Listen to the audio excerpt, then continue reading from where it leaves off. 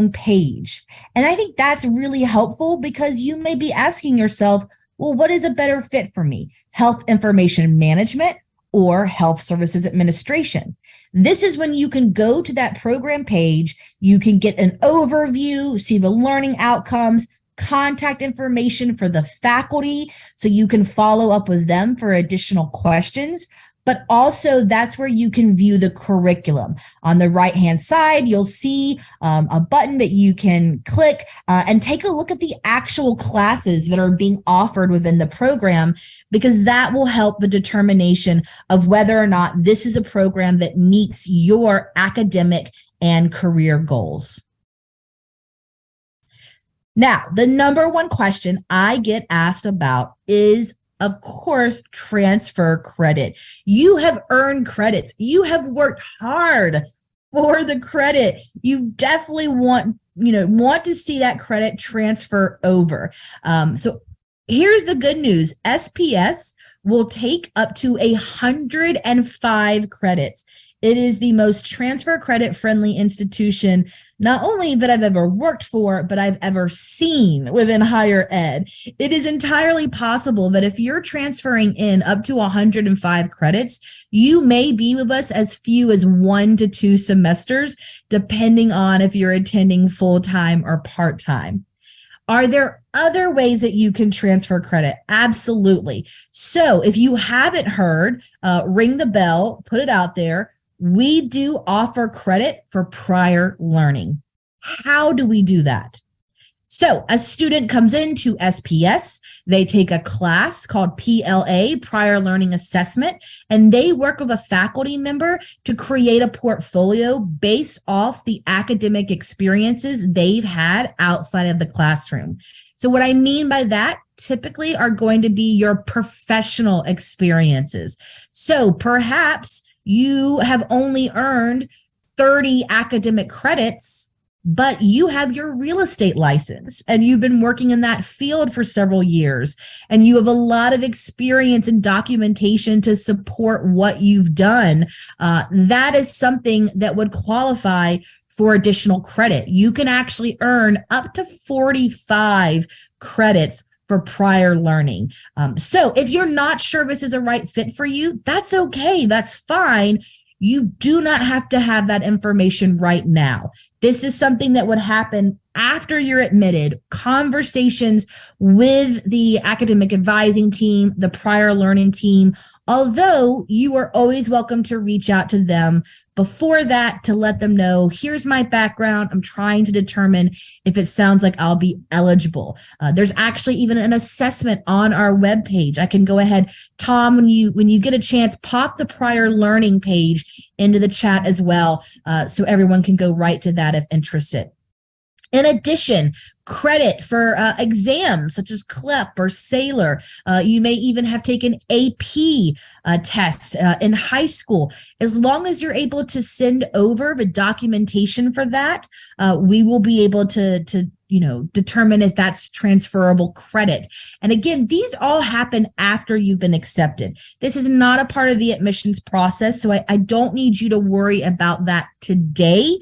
If you decide to enroll at SPS, if you are admitted and you want to join us, then yes, you definitely want to make sure that you are getting all of this in. And then finally, credit for ACE evaluated corporate or military training, those joint service transcripts, and so on. Now, when does this information come to you? When do you know what credit is transferring over? Okay, so once a student is admitted, we then go in, we build their record in CUNY First, which if you're not familiar with, we'll touch on later. It's where you process applications, but it is a central hub for everything you do in your CUNY journey. So we build your record for you. Then we are going to determine the transfer credits. Once your transfer credit evaluation is completed, that information is sent to your academic advisor. Your academic advisor will then send you an email to schedule a meeting. So you may already be reading ahead and see that that is a mandatory meeting.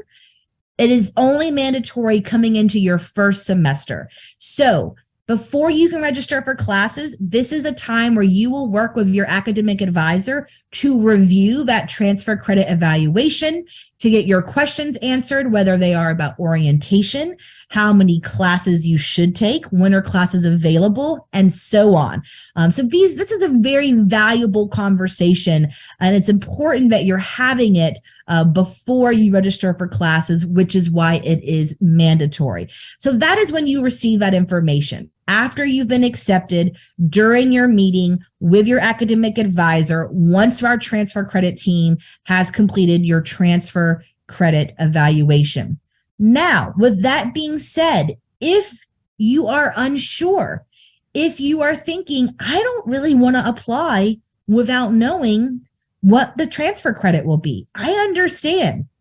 Tom is already knowing what comes next. He's already pulling up, I'm sure, the transfer credit page to pop into the chat.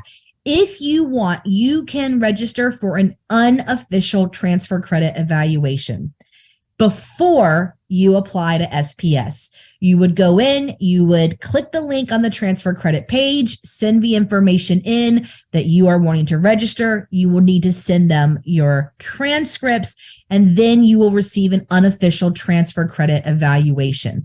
Now, I will say this is for students that have not yet applied. These are for what we would consider pre-applicants, right? You are still considering, you have not applied yet. With the deadline being today, I do not recommend that you go through this process if you are considering spring, because I don't want you to miss out on potentially being admitted for spring because you're waiting on an unofficial transfer credit evaluation. But I also think there's some of you in the room that are not thinking about spring. You might be thinking about fall. You're still undecided. If that's the case, this is definitely an option for you because you have a lot of time. If you're wanting to come for spring, I would bypass this unofficial and go ahead and submit the application. Chris, this sounds great. It's online. I'm loving it. There's a program. How do we make this happen? In order to qualify for admission, you must have earned at least 24 credits from a regionally accredited college or university.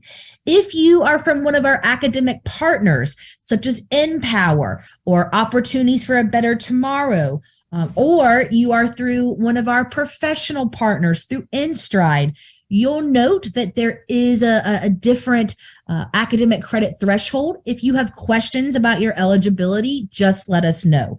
But traditionally speaking, 24 college credits from a regionally accredited college or university. If you attended CUNY, SUNY, any public college or university, they would be regionally accredited. If you attended a private school, the large majority are regionally accredited. Some are not. But I don't need you to worry about this. If we have determined that it is not regionally accredited, we will reach out and let you know. You must have demonstrated basic proficiency in reading, writing, and mathematics. Similar to the accreditation issue, if we get your application and we are not able to see that you've demonstrated that, we will let you know. Not anything that you need to worry about when you're submitting, but basically the majority of our students have demonstrated that in their former college classes. So think about that English 101 that you took or your entry-level math course. You may have satisfied it previously with SAT or ACT test scores or Regent scores or so on. But if there's any questions, we will flag that for you. You must have maintained an overall minimum cumulative GPA of 2.5. Now, cumulative is a key word in this phrase. If you have attended multiple colleges, we are going to recalculate your GPA to get that cumulative GPA. Now, sometimes this can work in your favor. Sometimes it cannot, just depending on your academic history. I do want to take a moment to highlight that we are humans that read your application. We are not robots. So if I see that a student attended college right out of high school 10 years ago and didn't do so well academically, and then went back to school 2 years ago and has been knocking it out of the park, but maybe that low GPA from 10 years ago is still bringing their GPA down. I will recognize that. These are all things that I take into consideration when I'm reviewing an application. If you have questions about that, of course, you can reach out to us. We can talk about it.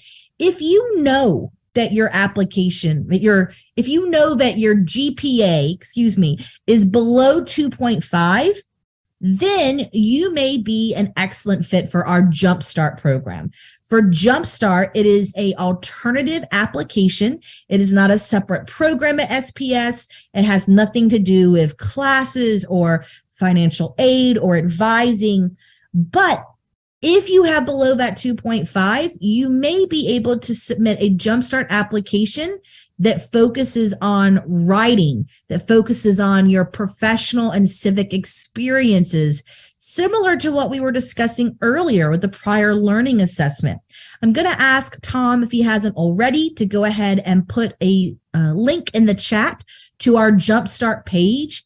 If you are thinking, Chris, I don't know a lot about Jumpstart, you didn't give a ton of detail, but I do think that I qualify for it based off my GPA. The first step is going to be going to this Jumpstart interest page and letting us know so that we can reach out and give you some additional information. I will say, if this feels like the right fit for you, please don't wait. Please do that as soon as possible. With our deadlines coming up, with deadlines being today, I don't want you to miss out on the spring semester because you waited to submit a Jumpstart application and then the deadline has passed. And then finally, and this again is a requirement for SPS, is a personal statement of at least 250 words.